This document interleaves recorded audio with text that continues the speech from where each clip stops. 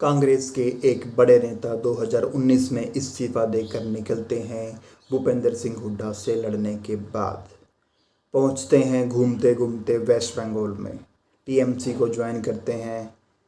कुछ समय वहाँ रहते हैं, उसके बाद टीएमसी को छोड़कर वो पहुंचते हैं जेजेपी का सपोर्ट करने के लिए।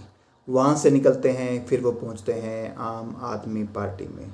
वहाँ पर कुछ वक्त बिताने के बाद वो बनते हैं हरियाणा के मुख्यमंत्री के भांजे और वो भाजपा ज्वाइन कर लेते हैं। उसके बाद कुछ समय बाद वो चुनाव लड़ते हैं लोकसभा का। चुनाव में करारी हार मिलने के बाद वो वापस पहुंचते हैं उसी पार्टी में जिस पार्टी से वो निकले थे, यानी कि कांग्रेस में।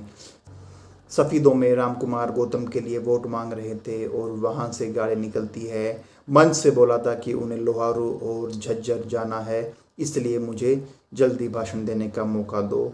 और भाषण देने के बाद वो वहाँ से निकलते हैं और सीधा 152 पकड़ते हैं और सीधा पहुँचते हैं महेंद्रगढ़। महेंद्रगढ़ में रैली के पार्किंग स्थल में वो गाड़ी के अंदर बैठे रहते हैं और सीधा उनका संपर्क हो रहा था पार्टी के बड़े नेताओं से। कहा जा रहा है के.सी. वेणुगोपाल से लगातार वो फ़ोन के संपर्क में थे और के.सी. वेणुगोपाल उनको फ़ोन करते हैं और वो मंच पर पहुंच जाते हैं। राहुल गांधी से मिलते हैं भूपेंद्र सिंह हुड्डा, उन्हें पार्टी में शामिल कराते हैं पार्टी का अंग वस्त्र पहनाकर। अब सवाल ये उठता है, ये जो कहानी है इसकी स्क्रिप्ट पिछले एक हफ्ते से लिखी जा रही थी, इसके मुख्य रचनाकार कौन हैं?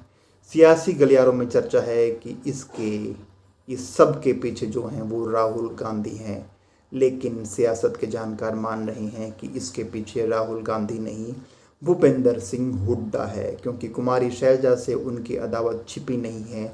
उनकी अदावत अशोक तंवर से भी नहीं छिपी थी। अशोक तंवर ने भूपेंद्र सिंह हुड्डा से ही परेशान होकर कांग्रेस छोड़ी थी, लेकिन अब कुमारी शैलजा का बढ़ता कद भूपेंद्र सिंह हुड्डा को सुहा नहीं रहा था। कहा जा रहा है इसीलिए इस कथा की शुरुआत करी थी भूपेंद्र सिंह हुड्डा ने, ताकि कुमारी शैलजा के बढ़ते हुए कद को रोका जा सके। दलित चेहरे में कुमारी शैलजा एक अच्छे मुकाम पर पिछले 10 दिनों में पहुंच गई हैं। जैसे ही यह खबर कुमारी शैलजा को मिली कि अशोक तंवर ज्वाइन कर रहे हैं, कुमारी शैलजा सीधी पहुंचती हैं सोनिया गांधी के पास। सोनिया गांधी से उनकी मुलाकात होती है। यह मुलाकात कोई आम मुलाकात नहीं थी। कांग्रेस के अंदर खाने बहुत कुछ पक रहा है, जिसकी सुगबुगाहट भूपेंद्र सिंह हुड्डा, कुमारी शैलजा और भाजपा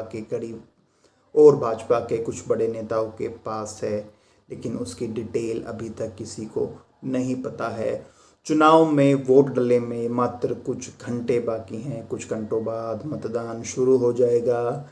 चुनाव का प्रचार बंद हो चुका है। ऐसे में ये अंदर खाने जो खेल चल रहा है वो किस राजनीतिक दल को फ़ायदा पहुंचाएगा, किसको नुकसान पहुंचाएगा, इसका अंदाज़ा आप खुद लगा सकते हैं। ऐसे कांग्रेस ने आखिरी समय में भाजपा का विकेट गिराकर एक मनोवैज्ञानिक बढ़त बनाने का काम तो किया है, लेकिन ग्राउंड पर इसका कितना असर दिखेगा वो बात चुनाव परिणाम के बाद ही हमें पता चलेगी। आपको क्या लगता है?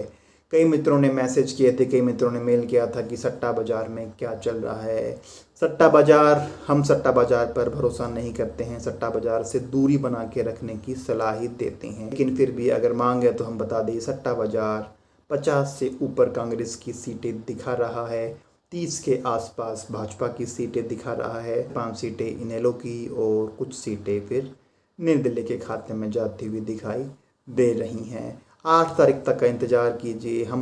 कुछ मीडिया हाउस ने दावा किया है कि प्रलोभन के लिए वोट के बदले नोट की जगह अब वोट के बदले स्कूटी, वॉशिंग मशीन और सिलाई मशीन दी जा रही हैं। कुछ चैनलों ने दावा किया है, हम इस बात की पुष्टि नहीं करते हैं। इसके अलावा अगर बात करें उन नामों की जिन्हें टिकट न देकर भाजपा और कांग्रेस पछता रही हैं, सबसे पहले बात करते हैं बहादुरगढ़ की। बहादुरगढ़ से राजेश जून को टिकट ना देकर कांग्रेस पछता रही है, क्योंकि वो निर्दलीय काफ़ी मजबूत स्थिति में दिखाई दे रहे हैं।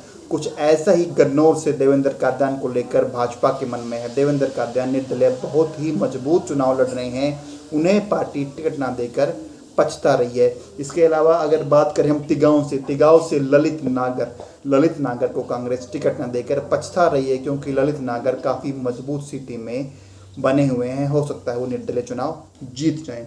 इसके अलावा बात करें अंबाला कैंट से, चित्रा सरवारा को टिकट न देकर कांग्रेस पछता रही है, क्योंकि चित्रा का चुनाव बड़े अच्छे से चल रहा है और चित्रा भी मजबूत स्थिति में दिखाई दे रही हैं। ये वो नाम थे जिन्हें टिकट ना देकर बीजेपी और कांग्रेस पछता रही हैं।